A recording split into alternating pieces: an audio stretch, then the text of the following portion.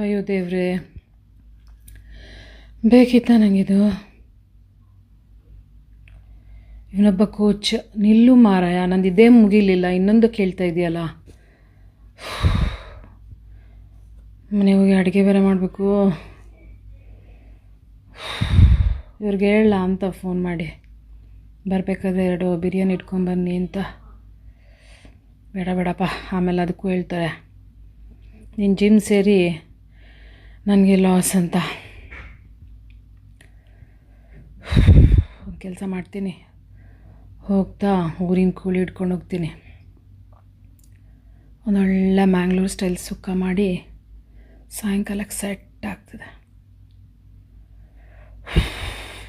19 20 ಇವತ್ತು 2 ಪೇಗ್ ಹಾಕಲೇಬೇಕು.